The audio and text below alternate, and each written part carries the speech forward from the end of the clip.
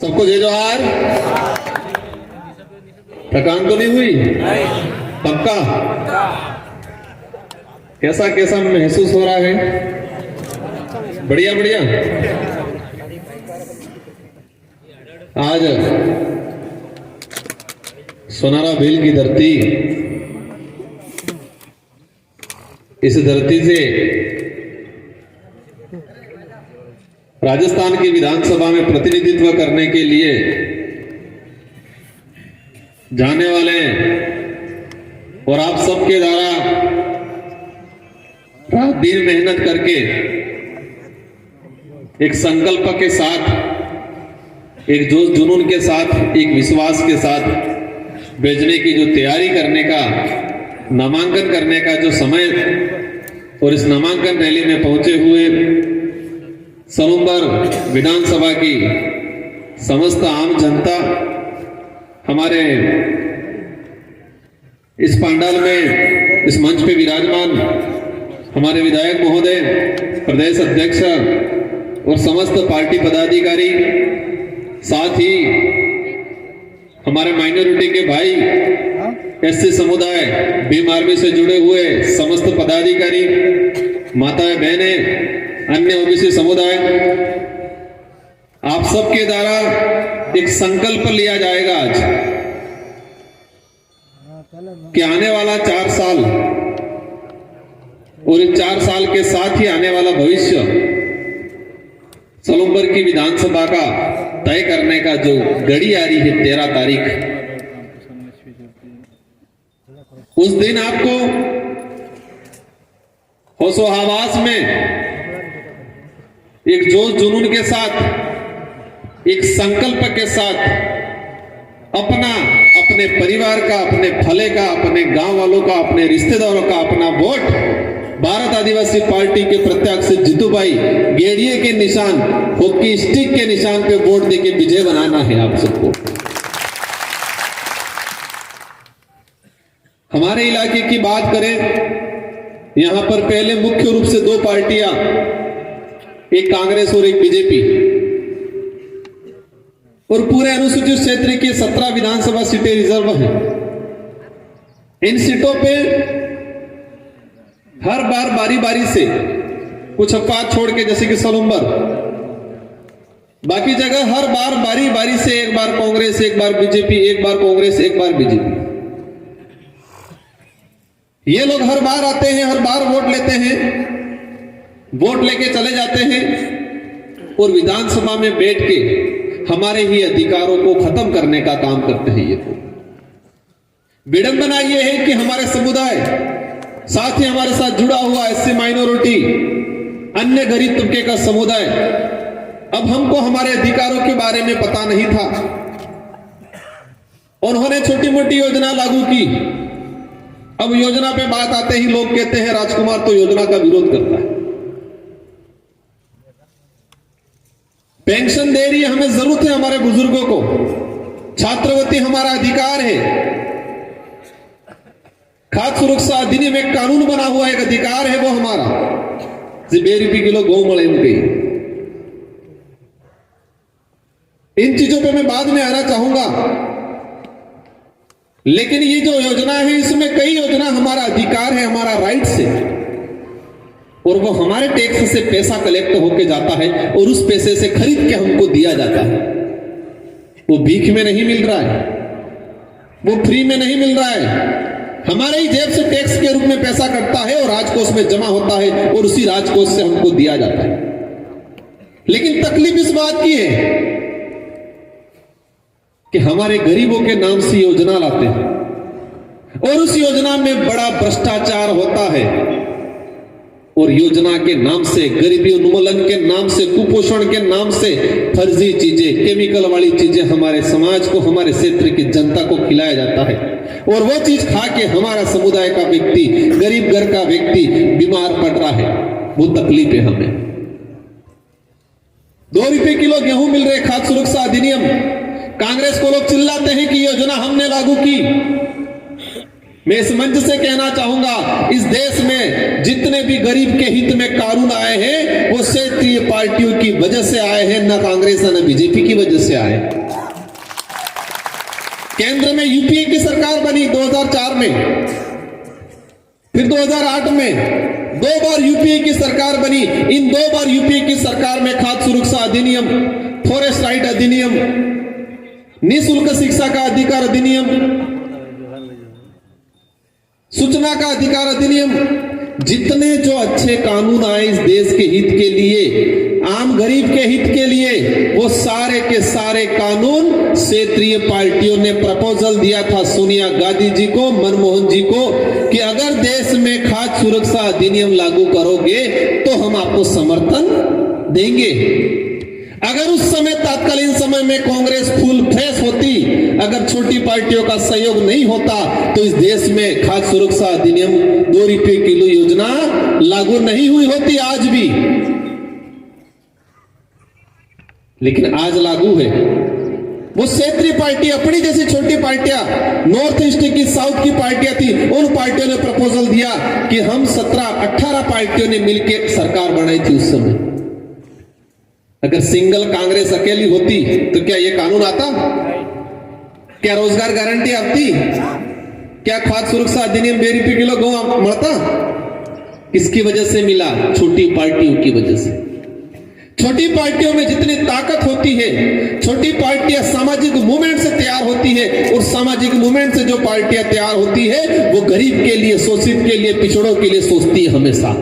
इस देश का इतिहास उठा के अगर देखें हम लोग, लेकिन आज दर्द किस बात का है कि 2 रुपये किलो गेहूं दिया जा रहा है, वही राज्य सरकार 26 रुपए में खरीदती है, 27-28 रुपए परिवहन सहित यहां हमको देती है। कटलम खरीदेंगे 25 के 26 रुपये में।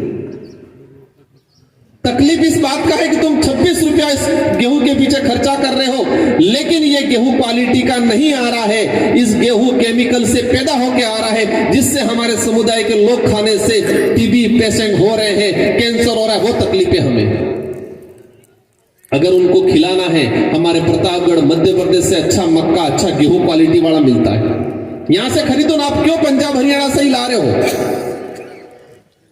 इस बात की तकलीफ, यह सच्चाई है, यह बहुत बड़ा भ्रष्टाचार है, इसके खिलाफ लड़ रहे हैं।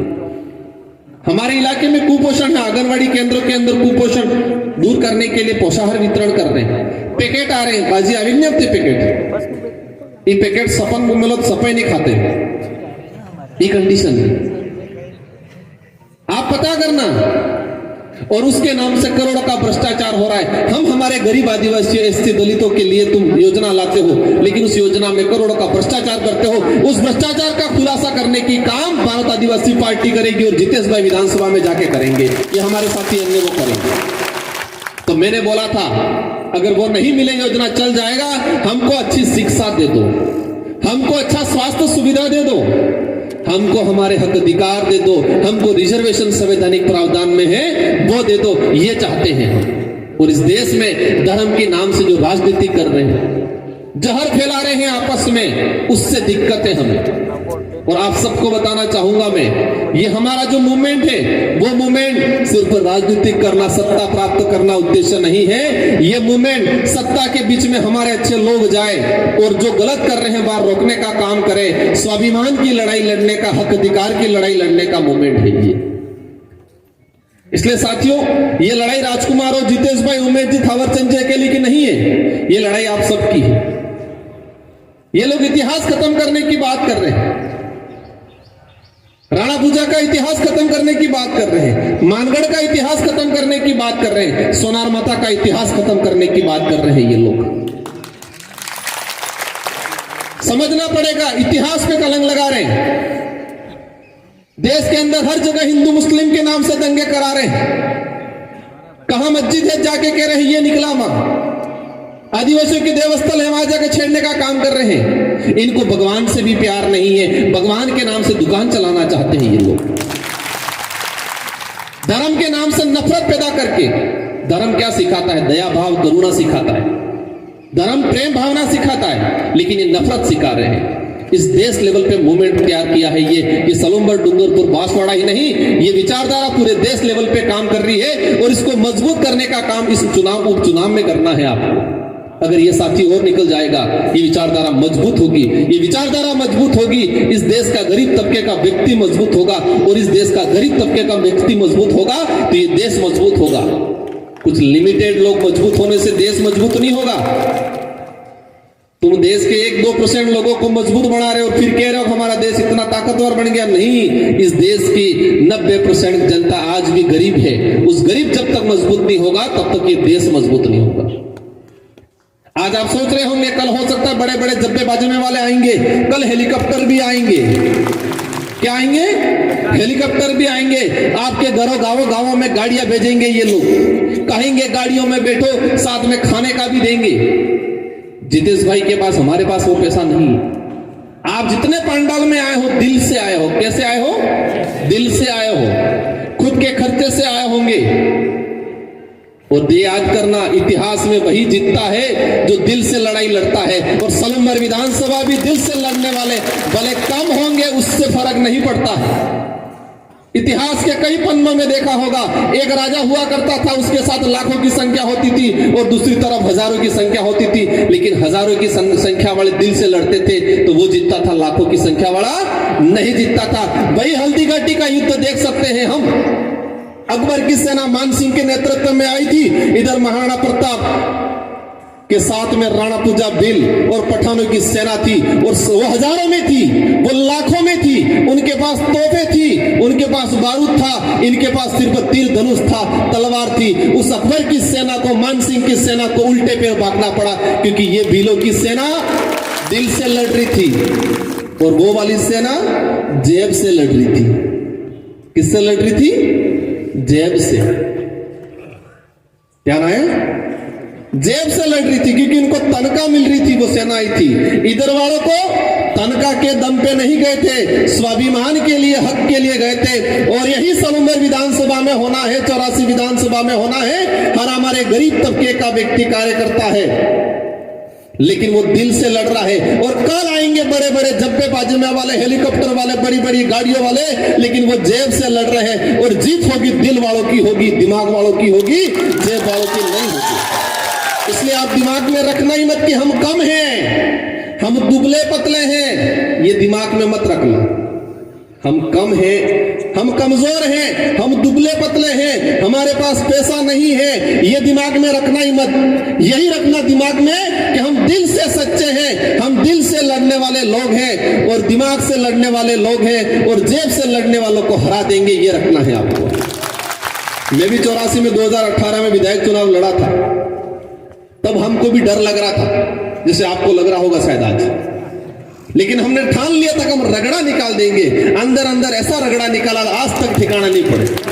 अभी भी बहुत पैरवी, बहुत कोशिश कर रहे हैं, लेकिन 84 की जनता में दम है, वो दिल से लड़ती है। मैं आशा करूंगा सलूम्बर का कार्यकर्ता भी दिल से लड़े। हमारी लड़ाई सत्ता पाने की नहीं है, हमारी लड़ाई हमारा अस्तित्व बचाने की, हमारा स्वाभिमान बचाने की लड़ाई है। इसलिए साथियों, आप सबकी जिम्मेदारी है कि जितेश भाई को लड़ाना, जिताना है।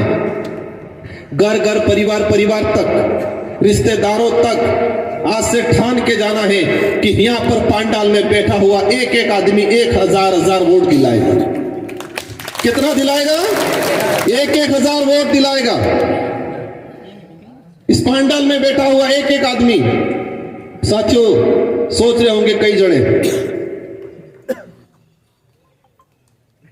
1000 वोट कैसे दिलाएंगे? ये दुनिया सोच पे निर्भर करती। किस पे? सोच पे। अगर कोई ठान ले कि मुझे उस दीवार पे कूद जाना है तो कूद जाएगा, और कोई ये ठानेगा नहीं यार दीवार बड़ी है मैं कैसे कूदूंगा, वो नहीं कूदेगा। आदमी के अंदर क्षमता नहीं है, लेकिन उसने ठान लिया कि मुझे इस दीवार पे कूदना है तो वो कूद जाएगा। लेकिन कोई पाड़ा से वो है, आदमी में क्षमता है, लेकिन ये थे कि सोचेगा हटते ठेकाएगा, मैं नहीं ठेकेगा। तो ठानना पड़ेगा। लक्ष्य हासिल करना है तो ठानना पड़ेगा। एक जुनून पैदा करना पड़ेगा और सोचना पड़ेगा और आस्थान के जाना है कि एक एक कार्यकर्ता, हमारी महिला नारी शक्ति सब मिलके 1,000 अपने मामा बुआ काका बाबा हर किसी को कहना है। और मैं अवश्य कहता हूं, कोई लोग कहेंगे सरकार हमारी है, तो भाई सरकार तुम्हारी है तो सलूमबर जिले का कोई अभी तक जिला मुख्यालय सैंक्शन क्यों नहीं किए? अभी तक जिला लेवल के जो ऑफिस होते हैं सभी डिपार्टमेंट के उसकी पोस्ट क्रिएट नहीं की, क्यों नहीं की? किया क्या? जिला अगर अमृत जी की डेथ नहीं होती ये बीजेपी के ही लोग जिला खत्म कर दिया होता। आज जिला खत्म करने की चुनाव का इंतजार कर रहे हैं ये लोग। कई पद कई डिपार्टमेंट होने चाहिए थे, नहीं कर पाए ये लोग, सिर्फ इंतजार कर रहे हैं चुनाव का। और मैं आपको आश्वस्त देता हूं, सलूमबर विधानसभा हमारा जितेश भाई जीतेगा और सलूमबर जिले पे आंच नहीं आने देंगे। धरना लेना पड़ेगा, लड़ना पड़ेगा, लड़ेंगे, लेकिन जिले पे आंच नहीं आने देंगे। बाकी सारे जिले खत्म किए उन्होंने, कि एक नहीं किए जिले खत्म। यहां पर भी आज अमृत जी का हुआ, सबको दुख है क्या? परिवार अकेलों को दुख है क्या? पूरे विधानसभा के लोगों को दुख है, क्योंकि सबने वोट दिया होगा। अगर विधानसभा के कार्यकर्ताओं की भावना जानती तो भाजपा डिसीजन कुछ और लेती, लेकिन परिवार में देके सिर्फ अमृत जी के नाम से वोट लेने का काम कर रहे हैं। वो भी हमारे मां के बराबर है, कोई दिक्कत नहीं है, लेकिन वो 5वीं पास नहीं है। क्या करेंगे वो? इनके नाम से कुछ लोग दुकान चलाना चाहते हैं। क्या चलाना चाहते हैं? दुकान चलाना चाहते हैं कुछ लोग। हमें सलूमबर का प्रतिनिधित्व करे ऐसा आदमी भेजना है। क्या भेजना है? प्रतिनिधित्व। वो उम्मीदवार भी हमारे कोई दिक्कत नहीं, मान सम्मान करते हैं, उनके प्रति हमारी भी सिंपैथी है, लेकिन सलूमबर का प्रतिनिधित्व भेजना है। सलूमबर में संख्या होगी 3-3.5 लाख की जनता होगी, उस जनता का प्रतिनिधित्व भेजना है, पढ़ा लिखा भेजना है, मजबूत भेजना है। और मजबूत आप देख सकते हो कांग्रेस का है, बीजेपी का है, आप देख सकते हो, या भारत आदिवासी पार्टी का है। भारत आदिवासी पार्टी का ही आपका मजबूत प्रतिनिधित्व है। और मुझे उम्मीद है ये आदमी करेगा, और नहीं करेगा तो अपने हेतल लागलो लेन वहां रंगा नहीं रंगा। तमें चिंता करो नहीं, ठीक है? जितना हो सके इतना, भले शरीर कम था, 5 साल में कोई फर्क नहीं पड़ता है, लेकिन दौड़ावांगा हर चीज हर काम बल्ले। और मैं आपको आश्वस्त करता हूं ये भाई आपके लिए लड़ेगा। कोई भी छोटा मोटा मनमुटाव हो सब निकाल के आप सबको इसके लिए आज से लग जाना है। 13 तारीख के दिन एक तरफा एक ही माहौल बनना चाहिए। भारत आदिवासी पार्टी और इस पंडाल में विराजमान सारे समुदाय के साथी मिलके जिताना है। कोई भी बात होगी आप निश्चित रहना, किसी के बहकाव में मत आना। ये लोग झूठा झूठा अफवाह फैलाएंगे, माहौल बढ़ाएंगे, किसी के बहकाव में नहीं आना है। एक तरफा भारत आदिवासी पार्टी को जिताना है। इन्हीं शब्दों के साथ आप सबको धन्यवाद, आभार। जय जोहार, जय भारत, जय भीम, जय संविधान। बहुत बहुत धन्यवाद सांसद साहब।